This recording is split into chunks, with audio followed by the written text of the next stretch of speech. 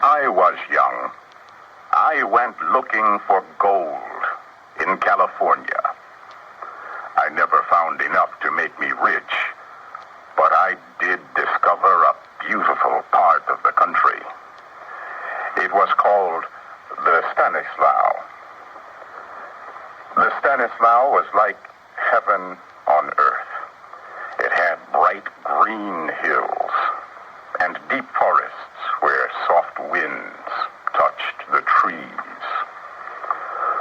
Other men, also looking for gold, had reached the Stanislaus Hills of California many years before I did. They had built a town in the valley with sidewalks and stores, banks and schools. They had also built pretty little houses for their families. At first, they found a lot of gold in the Stanislaus Hills, but their good luck did not last. After a few years, the gold disappeared. By the time I reached the Stanislaus, all the people were gone too. Grass now grew in the streets, and the little houses were covered by wild rose bushes. Only the sound of insects filled the air as I walked through the empty town that summer day so long ago. Then I realized I was not alone after all. A man was smiling at me as he stood in front of one of the little houses. This house was not covered by wild rose bushes. A nice little garden in front of the house was full of blue and yellow flowers. White curtains hung from the windows and floated in the soft summer wind. Still smiling, the man opened the door of his house and motioned to me. I went inside and could not believe my eyes. I had been living for weeks in rough mining camps with other gold miners. We slept on the hard ground, ate canned beans from cold metal plates, and spent our days in the difficult search for gold. Here in this little house, my spirit seemed to come to life again. I saw a bright rug on the shining wooden floor. Pictures hung all around the room, and on little tables there were seashells, books, and china vases full of flowers.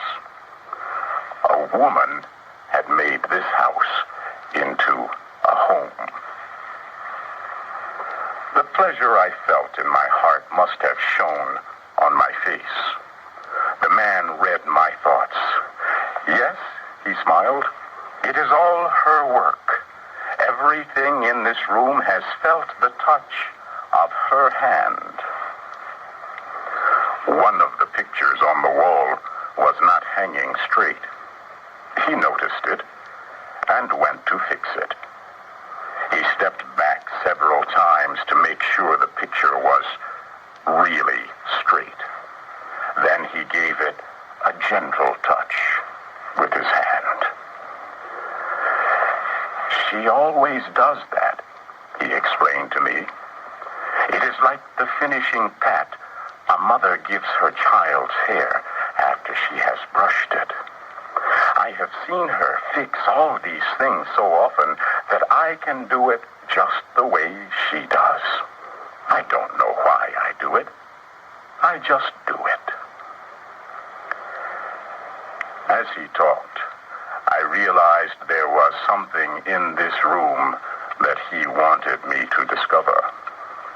I looked around.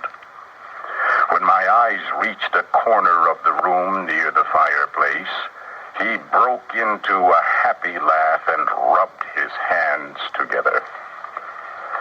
"That's it," he cried out. "You have found it. I knew you would. It is her picture." I went to a little black shelf held a small picture of the most beautiful woman I had ever seen. There was a sweetness and softness in the woman's expression that I had never seen before. The man took the picture from my hands and stared at it. She was 19 on her last birthday. That was the day we were married.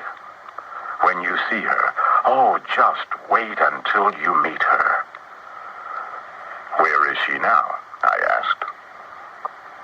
Oh, she is away, the man sighed, putting the picture back on the little black shelf. She went to visit her parents. They live 40 or 50 miles from here. She has been gone 2 weeks today. When will she be back? I asked. Well, this is Wednesday, he said slowly. She will be back on Saturday, in the evening. I felt a sharp sense of regret. I am sorry, because I will be gone by then, I said. Gone? No, why should you go? Don't go. She will be so sorry. You see, she likes to have people come and stay with us. No, I really must leave, I said firmly. He picked up her picture and held it before my eyes. Here, he said. Now you tell her to her face that you could have stayed to meet her and you would not.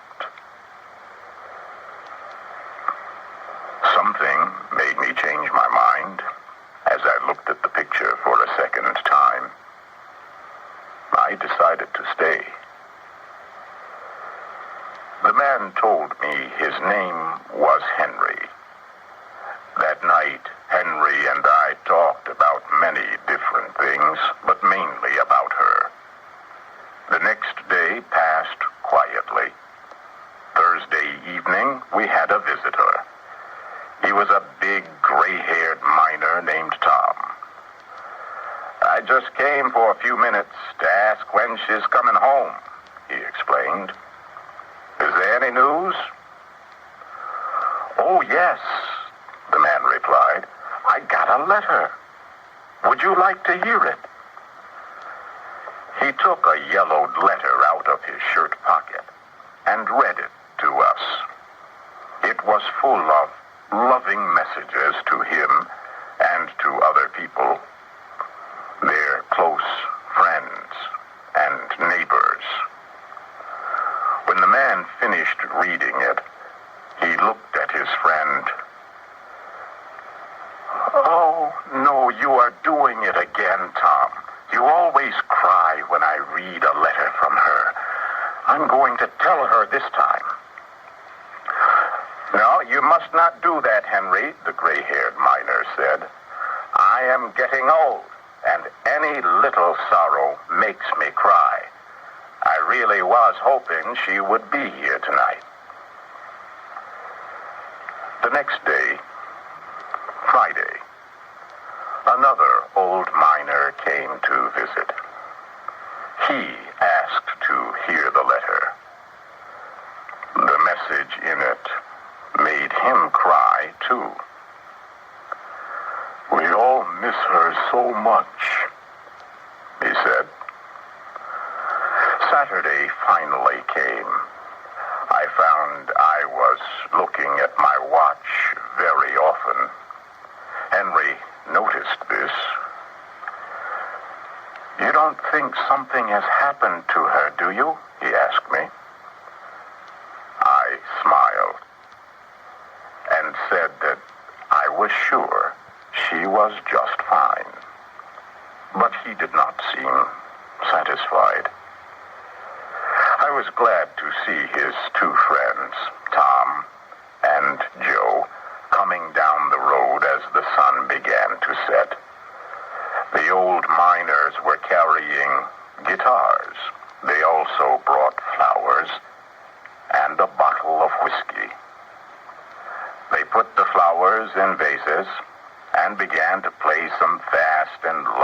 many songs on their guitars.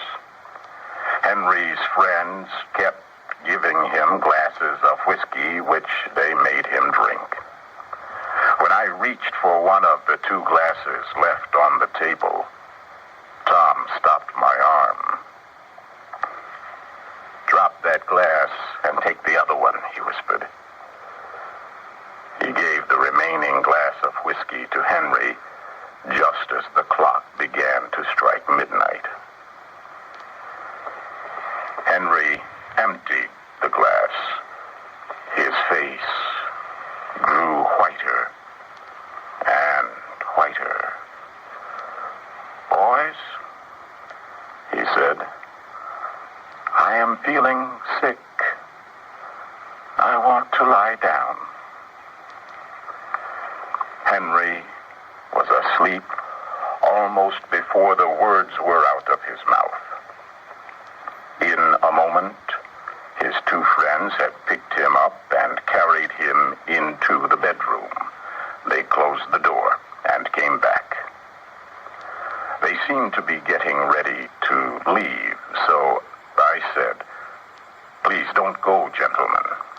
She will not know me. I am a stranger to her." They looked at each other. "His wife has been dead for 19 years, Tom said. "Dead?" I whispered. "Dead or worse," he said.